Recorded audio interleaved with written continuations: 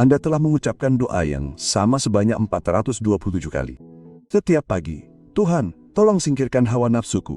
Setiap malam setelah engkau jatuh, Tuhan, aku sangat menyesal. Tolong singkirkan ini dariku. Anda telah memohon, berpuasa, dan menangis. Namun keesokan harinya, pergumulan itu kembali lagi. Godaan itu datang lagi, pergumulan itu terus berlanjut. Dan Anda mulai bertanya-tanya, apakah doa itu berhasil? Apakah Tuhan mendengarkan? Apakah Anda berdoa dengan cara yang salah atau mungkin Anda tidak dapat ditolong? Namun bagaimana jika saya memberitahu Anda bahwa Tuhan mendengar setiap doa dan Dia menolak untuk menyingkirkan hawa nafsu Anda dengan sengaja? Bukan karena Dia tidak mengasihi Anda, tetapi karena apa yang sebenarnya Dia lakukan. Inilah yang tidak seorang pun beritahu Anda tentang doa dan hawa nafsu. Anda pikir tujuannya adalah agar Tuhan menyingkirkan keinginan, menyingkirkan godaan, dan membebaskan Anda tanpa perlawanan. Namun itu bukanlah kebebasan alkitabiah ketergantungan rohani itu. Tuhan dapat menyingkirkan hawa nafsu Anda secara instan. Dia memiliki kuasa itu, tetapi Dia memilih untuk tidak melakukannya. Dan sebelum Anda merasa ditolak, pahamilah ini. Ketika Tuhan tidak menjawab doa Anda seperti yang Anda inginkan, Dia menjawabnya dengan cara yang Anda butuhkan. Doa Anda tidak gagal. Doa itu berhasil, hanya saja tidak seperti yang Anda pikirkan. Saya akan menunjukkan kepada Anda 7 alasan alkitabiah mengapa Tuhan menolak untuk menyingkirkan hawa nafsu Anda hanya melalui doa dan apa yang sedang Dia bangun di dalam diri Anda melalui pertempuran yang terus Anda minta untuk diakhirinya. Alasan pertama doa tidak menghentikan hawa nafsu adalah karena Tuhan tidak mencoba untuk menyingkirkan pertempuran itu. Dia mencoba memberi Anda otoritas atasnya. Anda berdoa untuk pembebasan. Tuhan sedang membangun seorang pejuang. Anda ingin musuh menghilang. Tuhan ingin Anda belajar cara mengalahkannya. Ada perbedaan besar. Dalam Lukas 10:19, Yesus berkata, "Aku telah memberikan kuasa kepadamu untuk menginjak ular dan kalajengking dan kuasa untuk menahan kekuatan musuh." Perhatikan bahwa Dia tidak berkata, "Aku telah menyingkirkan semua ular dan kalajengking dari jalanmu." Dia memberi Anda kuasa atas mereka. Jika Tuhan menjawab doa Anda seperti yang Anda minta, Anda tidak akan pernah mengembangkan otot rohani. Anda akan bergantung kepadanya untuk berperang bagi Anda dalam setiap pertempuran. Namun Ia tidak membesarkan anak-anak yang membutuhkan penyelamatan terus-menerus. Ia membesarkan anak lelaki yang tahu cara berperang. Itulah sebabnya doa Anda tidak menghentikan hawa nafsu. Bukan seharusnya begitu. Doa Anda membangun sesuatu yang lebih kuat. Otoritas untuk melawannya. Dan otoritas hanya datang melalui kemenangan berulang dalam pertempuran, bukan tidak adanya pertempuran. Alasan kedua, Tuhan lebih tertarik untuk mengajari Anda cara berperang daripada memberi Anda kehidupan yang bebas dari peperangan. Anda terus meminta Tuhan untuk menyingkirkan musuh. Namun, apa yang terjadi saat godaan berikutnya muncul? Anda akan membutuhkan pembebasan lagi dan lagi dan lagi. Anda akan menghabiskan seluruh hidup Anda bergantung pada intervensi krisis, alih-alih mempelajari peperangan rohani. Yakobus 4:7, "Berkah lawanlah iblis, maka ia akan lari darimu." Perhatikan bahwa tidak dikatakan, berdoalah kepada Tuhan untuk melawan iblis bagi Anda. Anda melawan, Anda terlibat. Kali Anda melawan hawa nafsu dan memilih ketaatan, Anda tidak hanya memenangkan momen itu. Anda berlatih untuk momen berikutnya. Anda membangun refleks yang mengatakan tidak bahkan sebelum tubuh Anda memproses godaan. Tuhan tidak menjawab doa Anda untuk menghilangkan hawa nafsu karena Ia menjawab doa yang lebih dalam. Kamu bahkan tidak tahu kamu sedang berdoa. Jadikanlah aku cukup kuat untuk berdiri. Dan kekuatan tidak datang dari tidak pernah diuji.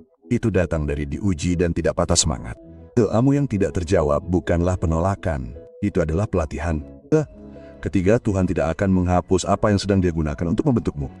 Roma 5:3-4 berkata, penderitaan menimbulkan ketekunan, ketekunan menimbulkan karakter, dan karakter menimbulkan pengharapan. Pertarungan hawa nafsumu bukanlah acak. Itu terarah. Tuhan menggunakan hal yang kamu benci untuk membangun hal yang kamu butuhkan. Karakter tidak terbentuk dalam kenyamanan. Itu ditempa dalam konflik. Setiap kali kamu menghadapi godaan dan memilih Tuhan daripada dagingmu, sesuatu di dalam dirimu sedang diubahkan. Kesabaran, pengendalian diri, kerendahan hati, ketergantungan kepadanya. Jika Tuhan menghapus hawa nafsumu hari ini, kamu akan kehilangan pengembangan karakter yang hanya datang melalui ketahanan. Kamu akan mendapatkan kebebasan, tetapi kamu akan tetap tidak dewasa. Dan Tuhan terlalu mengasihimu untuk memberimu kebebasan dengan mengorbankan keserupaan dengan Kristus. Pertarungan yang sedang kamu hadapi saat ini adalah api pemurnian. Dan Tuhan tidak memadamkannya karena Dia belum selesai memurnikanmu. Doa Anda untuk menghentikan hawa nafsu sedang dijawab. Bukan dengan cara menghilangkannya, tetapi dengan transformasi. Alasan keempat, jika Tuhan langsung menghilangkan hawa nafsu Anda tidak akan lagi membutuhkannya setiap hari. Pikirkanlah, ketika Anda tidak sedang berjuang, seberapa sering Anda berdoa? Ketika hidup baik-baik saja, seberapa putus asa Anda akan kehadirannya? Kebanyakan orang percaya hanya berseru ketika mereka sedang dalam krisis. Dan Tuhan tahu bahwa pertempuran hawa nafsu Anda membuat Anda tetap berada di altar. Itu membuat Anda bergantung. Itu membuat Anda berlutut setiap pagi sambil berkata, namun Tuhan, aku tidak dapat melakukan ini tanpamu. Dan keputusasaan itu, itulah keintiman. 2 Korintus 12:9 berkata, cukuplah kasih karuniaku bagimu, sebab justru dalam kelemahanlah kuasaku menjadi sempurna. Paulus memohon kepada Tuhan 3 kali untuk mencabut durinya. Tuhan berkata tidak, bukan karena dia tidak mengasihi Paulus, tetapi karena kelemahan Paulus membuatnya tetap bergantung pada kekuatan Tuhan. Jika Tuhan menjawab doa Anda untuk menghilangkan hawa nafsu, Anda akan kehilangan keintiman harian yang diciptakan oleh perjuangan itu. Anda akan menjadi mandiri, kuat dalam diri Anda sendiri, dan kesombongan rohani akan menghancurkan apa yang tidak dapat dihancurkan oleh kebebasan. Tuhan tidak menahan pembebasan. Dia melindungi keintiman, dan terkadang duri itu tetap ada karena kedekatan yang diciptakannya lebih berharga daripada kenyamanan yang Anda minta. Bahwa kelima, setiap kali Anda berdoa, Tuhan tidak mengubah hawa nafsu Anda. Ia mengubah hati Anda. Anda pikir tujuan doa adalah untuk mengubah situasi Anda. Namun Roma 12:2 berkata, berubahlah oleh pembaharuan budimu. Doa bukan hanya tentang mendapatkan apa yang Anda minta. Ini tentang menjadi seperti yang Tuhan panggil untuk Anda. Setiap pagi Anda berdoa, singkirkan hawa nafsuku. Tuhan sebenarnya sedang bekerja pada kesombongan Anda, kepercayaan diri Anda, keyakinan Anda bahwa Anda dapat mengendalikan ini sendiri. Dia mengajari Anda bahwa Anda tidak bisa. Dan penyingkapan itu, itulah pembebasan yang sebenarnya. Doa itu tidak gagal. Itu mengungkap di mana Anda masih mencoba mengendalikan dosa alih-alih menyerahkannya. Dan ketika Anda akhirnya berhenti meminta Tuhan untuk menyingkirkan pertempuran dan mulai memintanya untuk menopang Anda melewatinya, saat itulah semuanya berubah. Nafsu Anda mungkin tidak berubah dalam semalam, tetapi Anda akan berubah. Dan ketika Anda berubah, respons Anda terhadap hawa nafsu pun berubah. Dan ketika respons Anda berubah, hawa nafsu kehilangan kuasanya. Itulah yang Tuhan lakukan sementara Anda berpikir Dia mengabaikan Anda. Alasan keenam, Tuhan tidak akan menghapus apa yang sedang Dia persiapkan untuk Anda bantu orang lain. 2 Korintus 1:4 berkata, Allah menghibur kami dalam segala penderitaan kami sehingga kami sanggup menghibur mereka yang berada dalam bermacam-macam penderitaan dengan penghiburan yang kami terima sendiri dari Allah. Perjuangan Anda bukan hanya tentang Anda. Ini tentang setiap orang yang suatu hari nanti akan Anda bantu. Jika Tuhan membebaskan Anda seketika, Anda akan memiliki kesaksian tentang pembebasan. Namun tidak seorang pun dapat memahami Anda. Anda tidak dapat menolong pria yang telah berjuang selama 10 tahun karena Anda tidak pernah berjuang. Anda tidak dapat berbicara tentang rasa malu, kekambuhan, kelelahan, karena Anda tidak pernah mengalaminya. Namun ketika Anda menjalani pertempuran ini dan keluar dari pertempuran itu, dengan tetap berdiri, tetap setia, tetap percaya kepada Tuhan, meskipun ada Tuhan, meskipun ada peperangan, Anda menjadi berbahaya karena sekarang Anda memiliki otoritas untuk berbicara tentang perjuangan orang. Tuhan tidak membiarkan Anda terus berjuang untuk menghukum Anda. Ia menjaga Anda di dalamnya untuk mempersiapkan Anda. Pelayanan masa depan Anda sedang ditulis dalam pertempuran Anda saat ini. Dan semakin lama Anda bertahan, semakin banyak orang yang dapat Anda jangkau. Dan inilah alasan ketujuh, yang paling penting. Tuhan tidak selalu memberi Anda apa yang Anda minta. Karena apa yang Anda minta bukanlah apa yang sebenarnya Anda butuhkan. Anda meminta kebebasan dari hawa nafsu. Tuhan memberi Anda ketergantungan kepadanya. Dan ketergantungan itu lebih baik karena kebebasan tanpa ketergantungan mengarah pada kesombongan. Tetapi ketergantungan dengan perjuangan mengarah pada kerendahan hati. Dan kerendahan hati adalah apa yang membuat Anda tetap dekat dengannya. Dalam Yohanes 15:5, Yesus berkata, di luar aku kamu tidak dapat berbuat apa-apa. Di luar aku kamu akan berjuang. Di luar aku kamu tidak dapat berbuat apa-apa.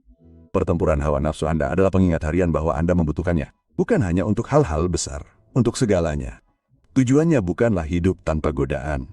Tujuannya adalah hidup yang dijalani dalam persekutuan yang terus-menerus dengan Dia yang menopang Anda melewatinya. Dan jika menghilangkan hawa nafsu Anda akan membuat Anda menjauh dari Tuhan, Dia akan meninggalkannya di sana untuk membuat Anda tetap dekat. Doa Anda tidak akan terjawab. Itu dijawab dengan sesuatu yang lebih baik dari apa yang Anda minta. Bukan penghapusan, tetapi kehadirannya. Dan kehadirannya dalam pertempuran lebih besar daripada ketidakhadirannya dalam kedamaian. Jadi inilah yang perlu Anda pahami. Setiap kali Anda berdoa dan nafsu tidak kunjung hilang, Tuhan tidak mengabaikan Anda. Dia sedang bekerja. Dia sedang membangun otoritas dalam diri Anda. Dia sedang mengajar Anda untuk berjuang. Dia sedang membentuk karakter Anda melalui api. Dia sedang melindungi keintiman. Dia sedang mengubah hati Anda. Dia sedang mempersiapkan Anda untuk pelayanan. Dan Dia sedang mengajar Anda bahwa hadiah terbesar bukanlah kebebasan dari perjuangan. Itu adalah kehadirannya di tengah-tengahnya. Doa Anda bekerja, tetapi tidak seperti yang Anda harapkan. Anda meminta pertempuran untuk berakhir. Tuhan sedang mengajar Anda cara untuk memenangkan. Anda meminta nafsu untuk menghilang. Tuhan memberi Anda kuasa atasnya. Anda meminta penghiburan. Tuhan memberi Anda kekuatan. Dan inilah kebenaran yang dilewatkan kebanyakan orang. Hari ketika Tuhan menyingkirkan nafsu Anda bukanlah hari ketika Anda akhirnya bebas. Anda bebas saat Anda berhenti membiarkannya mendefinisikan Anda. Anda bebas saat Anda jatuh dan bangkit kembali tanpa terjerumus ke dalam rasa malu. Anda bebas ketika godaan datang dan Anda tetap memilih Tuhan. Kebebasan bukanlah ketiadaan hawa nafsu. Kebebasan adalah kehadiran Kristus di tengah-tengah pergumulan. Dan itulah yang dibangun oleh doa Anda. Bukan kehidupan yang bebas hawa nafsu, tetapi kehidupan yang bergantung pada Kristus. Dan itu lebih baik. Jadi jika Anda telah berdoa kepada Tuhan untuk menghentikan hawa nafsu Anda dan Dia tidak melakukannya, jangan percaya kebohongan bahwa Dia tidak peduli. Dia melakukan sesuatu yang lebih dalam. Berhentilah memintanya untuk menyingkirkan pergumulan itu. Mulailah memintanya untuk menopang Anda melewatinya. Berhentilah memohon pembebasan instan. Mulailah bersyukur kepadanya atas kasih karunia setiap hari. Berhentilah mengukur kebebasan dengan ketiadaan godaan. Mulailah mengukurnya dengan respons Anda terhadapnya. Karena orang yang tidak pernah berjuang melawan hawa nafsu tidak lebih kuat dari Anda. Dia hanya belum diuji. Tetapi Anda berada di dalam api. Dan setiap hari Anda memilih Tuhan daripada daging Anda. Anda menjadi pejuang yang telah Dia bangun. Doa Anda tidak gagal. Teologi Anda tentang doa tidak lengkap. Doa tidak menghentikan hawa nafsu.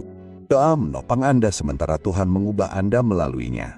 Dan ketika Anda akhirnya memahami hal itu, ketika Anda berhenti melawan proses dan mulai merangkul tujuan, segalanya berubah. Bukan karena nafsu menghilang, tetapi karena Anda tidak lagi berjuang untuk kebebasan. Anda berjuang melawannya. Roma 8:37 berkata, kamu lebih daripada pemenang. Bukan karena kamu tidak pernah mengalami pergumulan, tetapi karena kamu telah menang. Pergumulan nafsu Anda tidak mendiskualifikasi Anda. Itu membuat Anda memenuhi syarat untuk otoritas, untuk pelayanan, untuk keintiman dengan Tuhan yang hanya datang melalui ketergantungan yang putus asa. Jadi, teruslah berdoa, tetapi ubahlah apa yang Anda minta. Jangan meminta Tuhan untuk menyingkirkan pergumulan itu. Mintalah Dia untuk hadir di dalamnya. Jangan meminta hidup tanpa godaan. Mintalah kekuatan untuk melawannya. Jangan meminta pembebasan. Mintalah ketergantungan. Karena orang yang mengatasinya bukanlah orang yang tidak pernah menghadapi nafsu, melainkan orang yang menghadapinya setiap hari dan tetap memilih Tuhan. Itulah Anda. Itulah panggilan Anda. Dan itulah yang Tuhan bangun melalui doa yang menurut Anda diabaikannya. Bergantung pada komentar Anda. Apakah Anda siap untuk berhenti, meminta Tuhan untuk menyingkirkan pertempuran itu, dan mulai memintanya untuk menopang Anda melewatinya? Dan jika Anda ingin memahami mengapa Tuhan membiarkan perjuangan hawa nafsu Anda terasa mustahil sejak awal, tonton video di mana saya mengungkapkan tujuan tersembunyi di balik pertempuran yang dihadapi setiap pria Kristen. Tautan ada di deskripsi. Berlangganan Truth Daily Hub untuk mendapatkan lebih banyak kebenaran yang tidak mempermanis peperangan, tetapi menunjukkan kepada Anda cara memenangkannya. Anda tidak berjuang untuk kebebasan. Anda berjuang darinya. Sekarang jalan hidup seperti itu.